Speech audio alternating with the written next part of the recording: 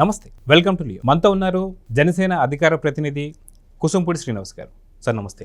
నమస్తే అండి. సార్, గతంలో మనం చూసుకుంటే జగన్ అసలు ఏ బిల్లు పెడుతున్నారు, ఏంటి దీంతో సంబంధం, ఏది లేకుండా ప్రతిదానికి కూడా ఒప్పేసుకోవడం, దానికి సంబంధించి బిల్లు ఆమోదించడం మనం చూసాం వైసీపీ పార్టీ. కానీ ఇప్పుడు ఏదైతే ఉందో వక్ఫ్ బోర్డ్ సంబంధించినటువంటిది, ఇప్పుడు దీనికి సంబంధించి మద్దతు తెలుపుతారా లేదా అంటే మనకు కొంత ఊగిసలాడుతున్నాడు, అదిగాక పూర్తిగా వదిలేస్తట్టు ఉన్నాడు. సో మొత్తానికి దీని గురించి మీరేం చెప్తారు? జగన్ గారు, మీరు అన్నట్టుగా జగన్మోహన్ రెడ్డి అంటే వైఎస్ఆర్ కాంగ్రెస్ పార్టీ వారు గతంలో అధికారంలో ఉన్నప్పుడు కావచ్చు, అంతకు ముందు కావచ్చు, ఏదైనా కూడా వారి పార్టీకి సంబంధించి కేంద్ర ప్రభుత్వంలో ఉన్నటువంటి ఎన్డీఏ గవర్నమెంట్ తీసుకున్న ప్రతి బిల్లుకి కూడా మద్దతు చెప్పారు. సిఏఏ, ఎన్ఆర్సీ, లేకపోతే వ్యవసాయ బిల్లులు అన్నిటికీ చెప్పారు. అక్కడ మద్దతు చెప్పడం, ఇక్కడికి వచ్చేమో బాబు మేము వ్యతిరేకించామని చెప్పడం, డ్రామాలు చాలా ఆడారండి. వ్యవసాయ బిల్లులకు కూడా అలాగే చేశారు. అయితే మనం ఏమంటున్నానంటే ఇప్పుడు అతనికి అధికారం కోల్పోయిన తర్వాత వచ్చినటువంటి వక్ఫ్ సవరణ బిల్లు ఏదైతే ఉందో ఆ బిల్లుకి సంబంధించి వ్యతిరేకంగానే ఓటేశారు. అయితే బయట జరుగుతుంది ఏంటంటే, ఇప్పటి వరకు మోదీ గారిని అంటే ఎన్డీఏ గవర్నమెంట్ని ఎదిరించే ధైర్యం చేయలేనటువంటి జగన్మోహన్ రెడ్డి ఇప్పుడు ఏ విధంగా తీసుకున్నాడు డెసిషన్, నిజంగానే అతనికి ముస్లిమ్స్ మీద ప్రేమతో చేసుకున్నాడా లేకపోతే రాజకీయం అంటే ఖచ్చితంగా రాజకీయమే.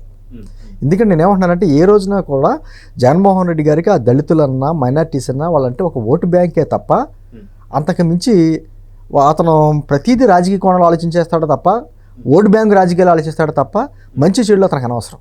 సరే, ఈ రోజున ఆ బిల్లు వక్ఫ్ సవరణ బిల్లు ఏదైతే పెట్టారో బిల్లు లోక్సభలో పాస్ అయింది. ఈ రోజున రాజ్యసభలో డిబేట్ జరుగుతుంది. రాజ్యసభలో కూడా 8 నుంచి 10 గంటల డిబేట్ జరగవచ్చు. అయితే రాజ్యసభలో కూడా వ్యతిరేకంగా ఓటేయచ్చు. మనం ఏమంటున్నాం అంటే, ఓవరాల్గా జగన్మోహన్ రెడ్డి అనే కాకుండా నేనేమంటున్నానంటే, కొన్ని బిల్లులకి సంబంధించి ఖచ్చితంగా అది దేశానికి మంచిదా కాదా అనేది కోణంలో ఆలోచించాలా తప్ప రాజకీయంగా ఆలోచించి ఇది ఎన్డీఏ గవర్నమెంట్ పెట్టింది కాబట్టి మనం వ్యతిరేకించాలి గుడ్డిగా అనేటువంటిది విధానం ఏదైతే ఉందో అది కరెక్ట్ కాదని. ఇప్పుడు దాంట్లో మంచి చెడు, ఇప్పుడు ఏదైనా జగన్ గారు ప్రజాస్వామ్యానికి అర్థమే హేతుబద్ధమైన చర్చ చెయ్యి, దాంట్లో లోపాలన్నీ పెట్టు. ఇప్పుడు వాళ్ళు ఏమి బలవంతం కదా అని చెప్పేసి గుడ్డిగా ఎన్డీఏ గవర్నమెంట్ పెట్టట్లా. దానికి చర్చ చేసింది. తర్వాత పార్లమెంట్లో ఒక కమిటీ వేశారు. కమిటీలో ఇప్పుడు ఇండియా కూటమిలో ఉన్నటువంటి వాళ్ళందరూ భాగస్వాములుగా ఉన్నారు. వాళ్ళు కొన్ని సవరణలు చెప్పారు. తెలుగుదేశం పార్టీ కొన్ని సవరణలు చెప్పింది. దానికి తగ్గట్టుగా అన్నీ చేసి రూపకల్పన చేసే పెట్టారు. అది కూడా ఏమీ లేకుండా 8 గంటల చర్చ అని చెప్పి 12 గంటల 13 గంటల చర్చ చేశారు. నేను అంటుంది, ఈ రోజున దేశానికి సంబంధించినటువంటి ఒక బిల్లు అది.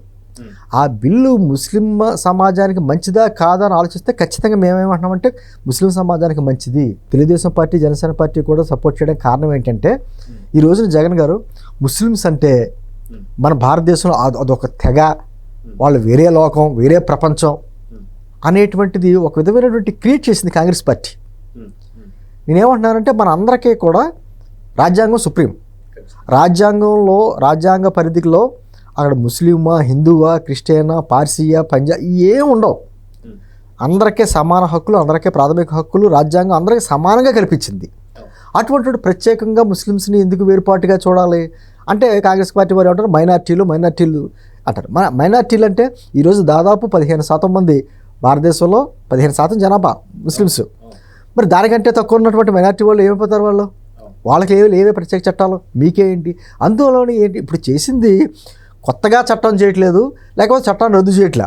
ఉన్న చట్టంలో ఆ సవరణలు చేసుకున్నాం. జగన్ గారు మనకి ఈ 75 సంవత్సరాల స్వాతంత్రంలో 106 సార్లు మనం రాజ్యాంగంలో ఉన్నటువంటి సవరణ చేసుకున్నాం, అమెండ్మెంట్స్ చేసుకున్నాం. అలాగంటే రాజ్యాంగం మీద మనం ఏమైనా తప్పట్టగలమా? మారుతున్న కాలాలకు అనుగుణంగా కొన్ని మార్పులు చేర్పులు చేసుకోవాలి. సరే, వక్ఫ్ అన్నది ఈరోజు కొత్తగా వచ్చింది కాదు, ఎప్పుడో వచ్చింది. మహమ్మద్ ఖిల్జీ టైంలోనే ఎప్పటి నుంచో. అంటే ఇస్లాం మతం ఎప్పుడైతే మక్కా నుంచి మసీదుకి వెళ్ళాడో ఆ కొద్ది కాలంలోనే ఇండియాలోకి ఇస్లాం వచ్చింది. ఏదో రూపాయల మన ముస్లిం దండయాత్రలు చేశారు, మన ఇండియాలోకి వచ్చారు, అవన్నీ పక్కన పెడదాం, అప్పటి నుంచే ఉంది. కానీ ఆ రోజు నుంచే కూడా ఇస్లాంను నమ్ముకున్న వ్యక్తులు వారి మతానికి సంబంధించి మత వ్యాప్తి కోసమో, లేకపోతే మదర్సాల కోసమో, లేకపోతే మన మతాలో ఉన్నటువంటి పేదల గురించి, సంక్షేమం గురించో వాళ్ళకున్న ఆస్తుల్లో కొంత ఆస్తిని ఇచ్చారు. దాన్నే వక్ఫ్ అంటారు. దానికి ఒక బోర్డు ఏర్పాటు చేశారు. కానీ దాని బోర్డుకి చాలా సవరణలు చాలా చేశారు. కానీ బోర్డుకి విపరీతమైన అధికారాలు, ఒక సెపరేట్ అధికారాలు. అంటే ఇప్పుడు భారతదేశంలో ఏదైనా ఒక సమస్య వస్తే మనకు సుప్రీం ఏదైనా ఉందంటే సుప్రీంకోర్టు. కానీ వక్ఫ్ బోర్డుకి సంబంధించి సుప్రీంకోర్టు కూడా ఇన్వాల్వ్ అవ్వడానికి లేదు. మరి ఎంతవరకు ధర్మం అది? అదేవిధంగా ఇప్పుడు నేను ఒక ముస్లిం అయ్యి ఉండి జగన్ గారు మీ ఆస్తి మీది ఏదో 2 ఎకరాలు 3 ఎకరాలు అంటే ఇది వక్ఫ్ భూమి అని నేను అన్నాను అంటే మీరు నిరూపించుకోవాలి, ఇంకా కింద పేద పడి నిరూపించుకోవాలి.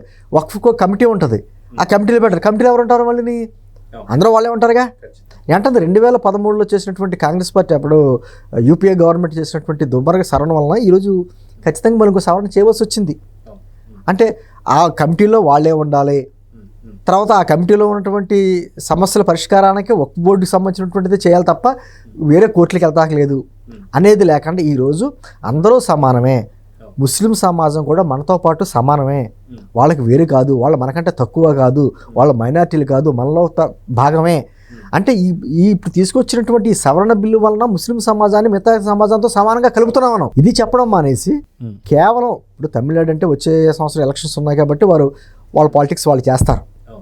అంటే ఏమైపోతుందంటే మన భారతదేశంలోని అధికార పార్టీ ఏదైతే చేస్తుందో నిర్ణయం దాన్ని పూర్తిగా గుడ్డిగా వ్యతిరేకించేది ప్రతిపక్ష పార్టీలు చేస్తూ ఉంటాయి. అలాగే అధికార పక్షాలు కూడా కొంతమంది బలం ఉంది కదా అని చెప్పేసి ఏకపక్షంగా నిర్ణయాలు తీసుకుంటాయి. కానీ ఇప్పుడు అలా జరగట్లా. బిల్లు పెట్టడం, దానికి ఒక కమిటీ వేయడం, దాని మీద ఒక చర్చ చేయడం, లోపాలన్నీ ఏమైనా ఉంటే సవరణలు చేసుకోవడం అని జరుగుతుంది ఈ రోజున. మరి ఎందుకు అది చేయకుండా మీరు ఎలా మరి ప్రతిపక్ష రాహుల్ గాంధీ మరి అంత ఇంపార్టెంట్ అంటే బిల్లు దాని చర్చలో ఎందుకు పాల్గొలేదైనా? ఎక్స్లో ట్వీట్లు ఎందుకు చేస్తున్నాడు? అంటే ఇప్పుడు ప్రభుత్వం ఏం చెప్తుంది, అక్కడ ఏదన్నా సమస్య ఉంటే ఆ సమస్యకు ఉన్నటువంటి దాని మీద పరిష్కారానికి స్థానిక కలెక్టర్, అంతే కదండి, ఏ స్టేట్కి ఆ స్టేట్ వక్ఫ్ బోర్డు ఉంది, దాదాపు 30 వక్ఫ్ బోర్డులు ఉన్నాయి.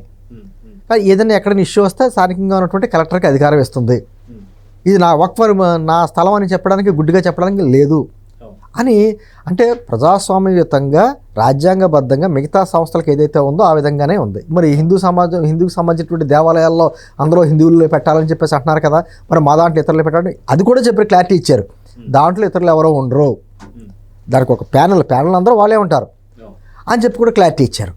అంటే వాళ్ళని అంటే కొన్ని మన 2013లో కాంగ్రెస్ పార్టీ తీసుకున్న నిర్ణయం తర్వాత 2015 నాటికి దాదాపు 3 లక్షలు 3.5 లక్షలు ఉండేటువంటి 3 లక్షల ఎకరాలు ఉండేటువంటి వక్ఫ్ ఆస్తులు 2025 వచ్చేటప్పటికి 9 లక్షలు అయినాయి. మరి అంతలా ఎందుకు పెరిగినాయి? అప్పుడేమో మీరు చూపించుకునే అకౌంట్కి సంబంధించి దాదాపు 600 కోట్లు 660 కోట్లు చూపించారు.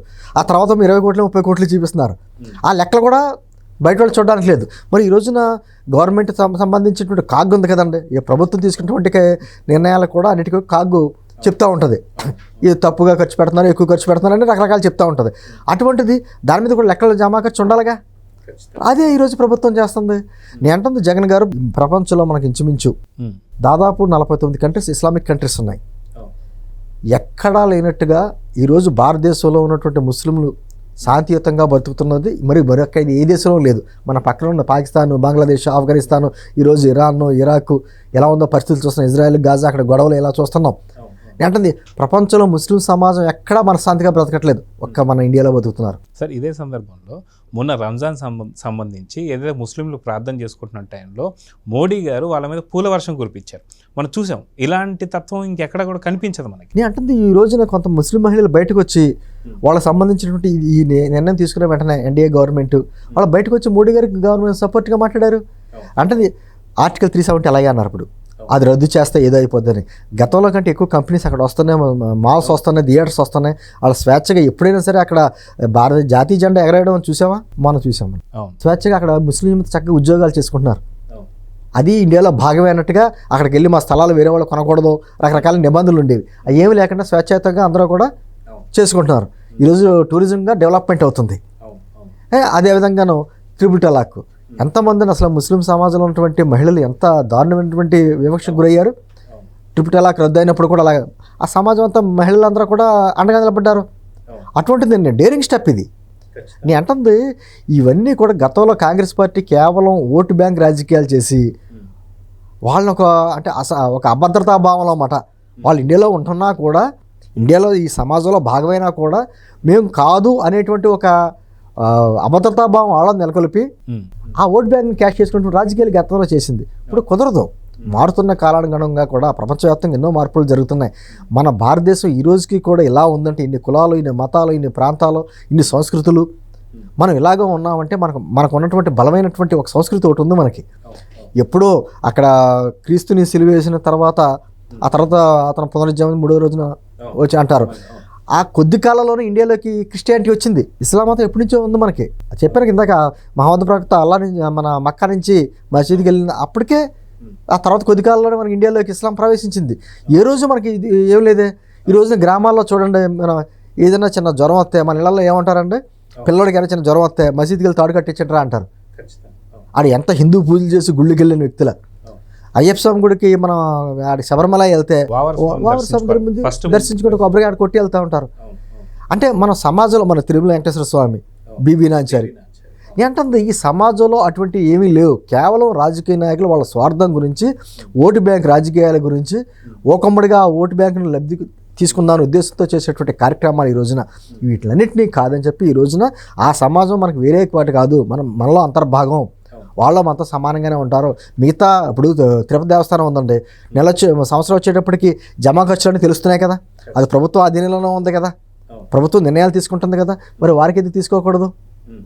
అంటే వారికంటే మైనార్టీలు ఎంతమంది లేరండి, సిక్కులు లేరా, పార్సీలు లేరా, ఎంతోమంది ఉన్నారు కదా, వాళ్ళందరి మీద ఇటువంటి ఏమి లేవే. అంటే నేను అంటుంది ఈ రోజున అటువంటి విభేదాలు అంటే దాని ఏమంటారో ఒక మధ్యలో ఉన్నటువంటి గీతలు అది లేకుండా ఈ రోజున అందరితో పాటు సమానం కలిపేటువంటి మంచి ఉద్దేశంతో చేసేటువంటి ఒక సవరణ బిల్లు. అది కొత్తగా బిల్లు తేవట్లా, ఉన్న బిల్లు రద్దు చేయట్లా, ఉన్న బిల్లులో ఉన్నటువంటి కొన్ని సవరణ చేసుకుంటున్నాం.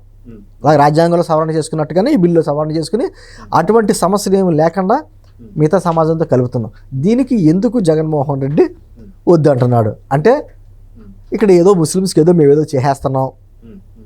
మరి ముస్లిం సమాజంలో కొన్ని అపోహలు ఉన్నాయి, ఏది ఎన్ఆర్సీ బిల్లుకి, సిఏఏ బిల్లుకి. మరి ఆ బిల్లుకి ఎందుకు మద్దతు చెప్పావా రోజున? ఆ బిల్లుకి అక్కడ మద్దతు చెప్పావా? ఇక్కడికి వచ్చేమో నాకు ముస్లిం సమాజానికి మేము అండగా ఉంటామని మాటలు మాడతావా? ఇప్పుడు వచ్చి మళ్ళీ ఈ బిల్లుకేమో నేను వ్యతిరేకంగా ఉంటానంటావా? అంటే కేవలం ఓటు బ్యాంక్ అండి. ఇన్ని చెప్పాడు అతను, నేను వచ్చిన వెంటనే ఇస్లామిక్ బ్యాంక్ ఏర్పాటు చేస్తాను అన్నాడు. ఏం చేసాడు 5 సంవత్సరాల్లో? రంజాన్ తోఫా లాంటిది గత గవర్నమెంట్లో 2014-19 మందిని ఇచ్చేవారు. ఎప్పుడు ఇచ్చావు నువ్వు అసలు? ఆ ముస్లిం పేద మహిళలకి వివాహాలకు కూడా ఇచ్చేవారు. అవి ఎప్పుడు ఇచ్చావు? అంటే ఒక విధంగా నువ్వు అధికారంలో ఉన్నప్పుడు ముస్లిం సమాజాన్ని కేవలం ఓటు బ్యాంక్గా వాడుకుని ఈరోజు మళ్ళీ రాజకీయాలు చేయడానికి దానికి వ్యతిరేకంగా ఉన్నాడు మాట్లాడతాం. సార్ ఇప్పుడు జస్ట్ ఇంతకుముందే ప్రొఫెసర్ జోసెఫ్ గారు అని చెప్పి క్రిస్టియానికి సంబంధించిన సంఘ పెద్దలతో నేను మాట్లాడా, ఒక చిన్న ఇంటర్వ్యూ కూడా జరిగింది. వాళ్ళు ఏమంటారంటే ఇక్కడ పాస్టర్ ప్రవీణ్ చనిపోయినప్పుడు కూడా మద్దతు తెలపలేరు, కనీసం వచ్చి మాట్లాడలేదు. అసలు మా క్రిస్టియానిటీ సంఘానికి ద్రోహం చేసింది జగన్, వాడని ద్రోహం ఇంకొకరు ఎవరు లేరని చెప్పి మాట్లాడు. ఇక్కడ వచ్చేసి ముస్లిమ్స్ పక్కన పెట్టారు, ఇంకో పక్కన తిరుమలకు వచ్చేసి డిక్లరేషన్ ఇవ్వని చెప్పి హిందువులు పక్కన, మొత్తానికి జగన్ ఒంటరిని చేసేసారు. అంటే ఒంటరిని కదండి, అతను మనస్తత్వం అటువంటిది, సమాజంలో కలవలడు అతను. అతను ఒక విరుద్ధమైన మెంటాలిటీ, ఒక ఫ్యాక్షనిజం మెంటాలిటీతో ఉంటాడు. అతను ఊహల్లో అతను నేనే రాజుని, నేను పాలించాలి, ఇది నా రాజ్యం, నా సొంత ఎస్టేటు అనేటువంటి భావనలో అంటారు చూసారా, అతను ఆత్మలతో కూడా మాట్లాడుకుంటాడని చెప్పేసి నా అట్లా వచ్చింది అర్ధరాత్రి మాటలు. అటువంటి మనస్తత్వం ఉన్న వ్యక్తి అతను.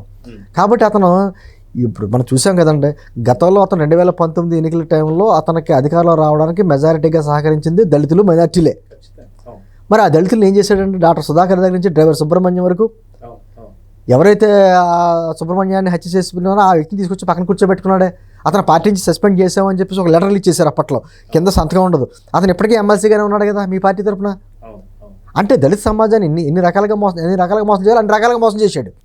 వచ్చి ఈ రోజున అదే అంటున్నాను, దళితులు కావచ్చు, మైనార్టీలు కదా, ఈ వీళ్ళ వాళ్ళని కదండి, అందరికి అహంకారం. తిరుపతి వెళ్ళి డిక్లరేషన్ మీద సంతకం పెట్టడానికి ఏంటంటే నొప్పి, అక్కడేమో శ్రీవారి నామస్మరణ తప్ప ఇంకేం ఉండకూడదు తిరుపతి కొండ మీద. అక్కడ ఎన్ని రకాలుగా ఈ జగన్ ఏంటిది అలా వెరైటీగా జగన్ నామస్మరణలు అక్కడ, అది ఎంతవరకు దుర్మార్గం. ఇంకా రోజా లాంటి వ్యక్తులు అయితే అసలు ఆ తిరుపతి కొండనే ఒక ఎన్ని రకాలుగా వాడుకున్నారు, అన్ని రకాలుగా వాడుకున్నారుగా. ఆఖరికి టికెట్ వెనక కూడా అన్ని మత ప్రచారం చేశారు. మరి అదే వచ్చిందండి ఇక్కడ. మనం ఏంటంటే ఎవరి మతాన్ని వారు అనుసరించవచ్చు, ఒకరి మతాన్ని ఒకరిని కించపరచుకోకుండా ఎవరి మతాన్ని అనుసరించుకుంటే ఇక్కడ భారతదేశంలో ఎటువంటి ఇబ్బందులు లేవు. ఎప్పుడు ఇబ్బంది అంటే నా దేవుడే గొప్ప, నీ దేవుడు తక్కువ అనేటువంటిది ఎప్పుడైతే విద్వేషాలు వస్తాయో అప్పుడు సమస్యలు వస్తాయి. అంతేగాని ఎవరి మతాచారాలు, ఎవరి సాంప్రదాయాలు ఎవరు చేసుకుంటామంటే ఎవరికే లేదు. అంటే మెజారిటీ సమాజం అలాగే ఉంది. ఎప్పుడైనా సరే అంటే సమాజం మొత్తం కుళ్ళిపోలు, అలాగని సమాజం మొత్తం మంచిగా ఉండదు. సమాజం అంతా మంచిగా ఉండి ప్రజలంతా మంచోళ్ళు అయితే ఈ సమస్యలు ఉండవు. అలాగని ప్రజలందరూ దుర్మార్గులను సమాజం అంతా కుళ్ళిపోతే సమాజమే ఉండదు. అంటే మంచి చెడులు ఖచ్చితంగా అన్ని కులాలు ప్రతి కుటుంబంలోనే ఉంటాయి. అటువంటి ప్రతిపథాలు ఉంటాయి. అంటే నేను ఒకరి విషయాల్లో ఒకరి సాంప్రదాయాల్లో వేలు పెట్టకుండా ఉంటే అంతా సక్రమంగా జరుగుద్ది. అదే కదండి కొన్ని శతాబ్దాలు బట్టి మన భారతదేశం మీద ఇంతమంది దండెత్తి ఇన్ని రకాలుగా చేశారు. అయినా సరే మన భారతదేశం అలాగే ఉందంటే ఇక్కడ ఉన్నటువంటి ధర్మం గొప్పతనం అది. అంటే ఎప్పటికైనా ముస్లిం సమాజంలో ఉన్నటువంటి యువత కూడా ఆలోచించుకోవాలి ఒకసారి. ఈ బిల్లు వలన, ఈ సవరణ బిల్లు వలన ముస్లిం సమాజానికి మంచి జరిగిందా చెడు జరిగిందా? అన్ని తప్పుడు మాటలు మాట్లాడతారు. ఈ మసీదులు లాగేసుకుంటారో, భూములు లాగేసుకుంటారో.